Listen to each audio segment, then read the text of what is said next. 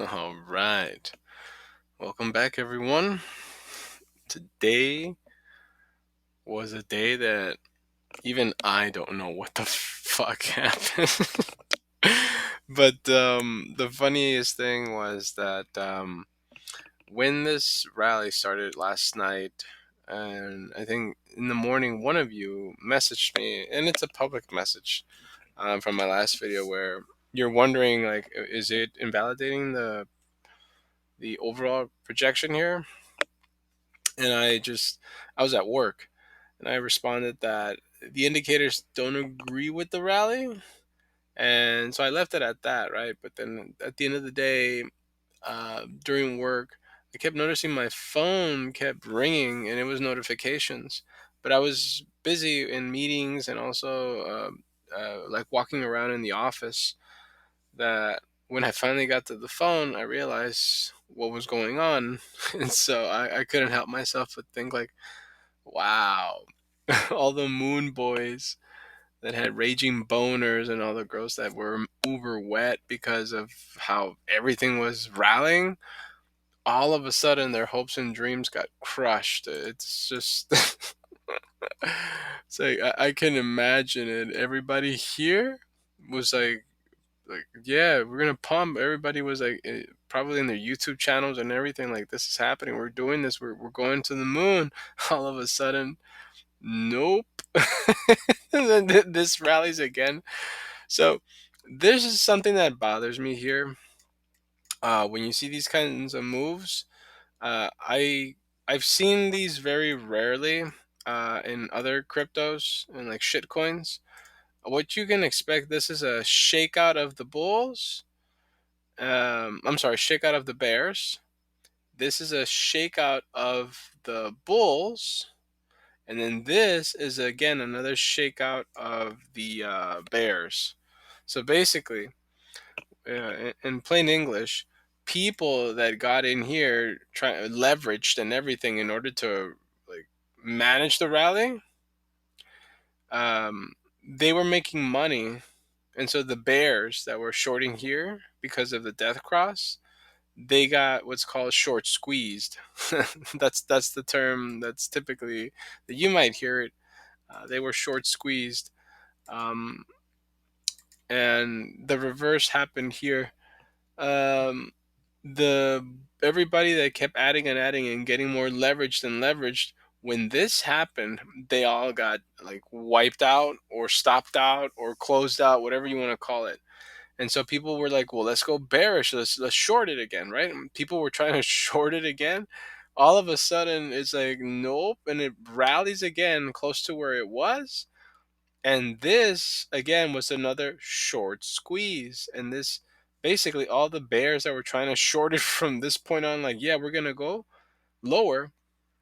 They got killed. So this was uh, a shakeout for the record, for the record books, for the history books. I'm sorry. This was a short squeeze, and then here,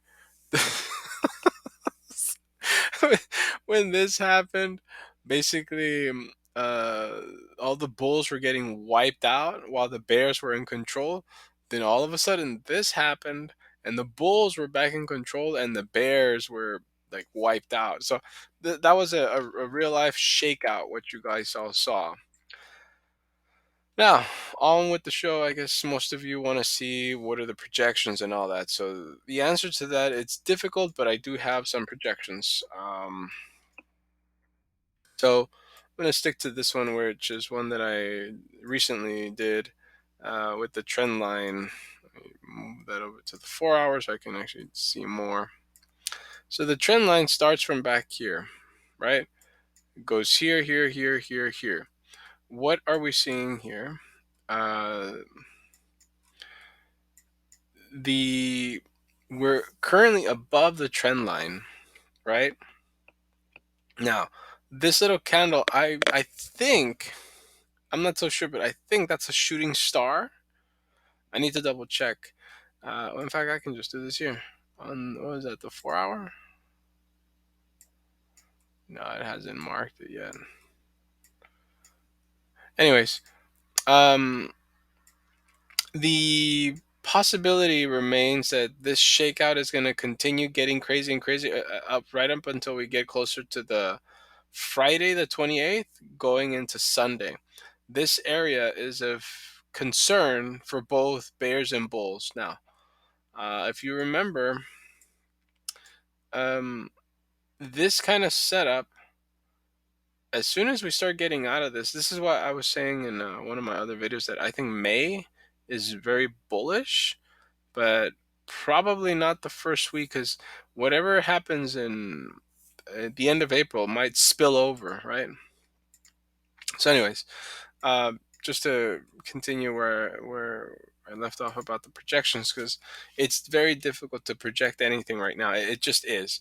However, if we use the stock market as a guide, right? If there is any correlation, and then you add in the banking crisis, it would seem that Bitcoin right now is the only crypto reacting to banks failing. All the other altcoins, in fact, I'm just going to skim through them here on the right. Go by change, I see the top ones. Okay, let me flip it on the other way around. So the top coin is the FX coin by 20%. All the other coins are 5. The second highest was the short, I guess, or the long. I'm sorry. And then did you buy it? Like, the percentage on these coins are super small, but you still have a bunch that went into the red. Some of them were deep in the red. So when you have that, and I'm paraphrasing also what Garrett Salloway has said, it's like it seems like it's only Bitcoin, the one that's actively involved in the market. All the other coins are not really active. And I can point the finger to one person that's caused that kind of shit: Gary Gensler. His back and forth of securities, not security, and all that shit has caused a lot of people to just really not try and touch the shit coins and the altcoins, because Gary can fuck things up. So I know I'm rambling, and I know most of you just want to get to the projection. So I'm just explaining why I'm still bearish, if that helps. All right, let's see the VIX. Now the VIX here has interesting run. Notice how the SPY. Let me see if I can zoom in on that one. Yeah. So if you look closely, you can see that this is retracing the S&P 500, while the the VIX was rallying. Now the VIX has something interesting. On this side, you can see it's moving, so it's got a lot of room to the upside, which means going into the end of this week, by Friday, we can see the VIX fully higher than 20, I would say, or like right there, 20, which is the line right here. That's the 50-day moving average. 20 is the line in the sand. The VIX going above the 20 means there's a risk of the stock market correcting somewhat significantly. But we're not there yet. So the reason I mentioned that on is because if Bitcoin is correlated, and this is how I'm coming to the projections, if Bitcoin is correlated somehow, then it stands to reason that whatever happens to the broad overall market will indirectly affect it. I mean, how else to explain what happened today? This flush, I haven't read the articles. I'm not that interested in them, uh, because the technicals are still, look again, they're still topped on the fucking weekly. Like, no matter what, like, all these moves that have happened have not changed the direction of these weekly indicators. These are still top, top turning. This one here is weakening, which is the MACD. This one's still top. In fact, fuck, where is it? Right there. I'll put it here as the next one that I cover next year. Renko just barely started turning. We've been waiting for Renko to give us a signal. We even got a red candle here on Renko today. So Renko is finally saying it's time to get ready for the real correction. Problem is, or not the problem, but the danger is this: that if I go into the daily on this one, or actually no, I gotta use this one. If I go to the daily, because it'll be easy for you guys to see it. Look at that 50-day moving average from the golden cross up until here. Look, it's been holding as support. Like, and we until we break this, or unless we break this shit might continue wanting to catch up to the high that was like 31,000. Obviously, I don't think that's going to happen. I think there's more potential that this thing might correct going into Friday. It's Wednesday, so we got 2 more days, so 48 hours going into the weekend as well. The funny thing here is every time we hit it, look, fucking hey, dude. Every time we hit it, we try and pierce it, but we can't. The only thing that I can say on that subject is this: hit it, hit it, hit it, hit it, hit it, pierce. Again, hit it, hit it, hit it, hit it, hit it, pierce. Do you see the pattern that I'm trying to point out here? It's like hit it, hit it, hit it, and if this bitch comes down, it might pierce through, which is again not a good sign. But obviously, if you're an investor like I am, you want that to happen. So you can see again, Ranco is finally turning, and again, the reference point is back in March 28, 2020. What was it? Yeah, March 20th, 2022, which was fucking last year. This thing was turning, and look at all this was massive correction here, right? And we're there now. Look, we're genuinely there, people. And so I know some of you were like, are probably still wondering, oh, look at that shit. I was just saying shooting star. Finally, it signaled a bearish harami right here. If that turns into, it's got 1 hour and 7. If that turns into a gravestone doji, fuck that. By the time I go to bed, oh shit, look at that. It's dropping. Better stop right now and just see what, oh, okay. It's struggling right now. So in fact, let me just put it right here on this one. So you can see that shit live as I'm doing this video. It's trying to go below the trend line, people. And I was just saying, pierce it, pierce it, pierce it. This one might come down like a fucking boom into it. So am I still bearish? Fuck yeah, I am. But there is a possibility. This is the only thing that's basically holding up the price, the 50-day. You go to any other time frame, you can't even see it. You see that? You go to the 3-day, it's all the way down here. And so really the time frame you got to look at is the daily, and just keep your eye out on this line. If we pierce this blue line on the daily, let's turn on Elliott wave. Look at Elliott wave. There we go. And I'm probably going to do another video because there's so much I want to talk about and explain. So I might just do another video and explain what I see in the charts as well, because this what happened today, in my opinion, also shows another problem. It shows that there is some sort of manipulation. I don't care what people say. If you see any asset move like that, let's just everybody admit that was not retail traders. It wasn't the average Joe or the average Jane. This was whales moving this shit. So you got to wonder. Look at that bearish harami. It's moving up. Oh shit! It's moving down, and it's about to hit Fibonacci at 28.6. Zoom in like that. The moving average also just moved. Damn, and I'm catching this live. So, anyways, I'll keep going because there's a lot more things I want to cover.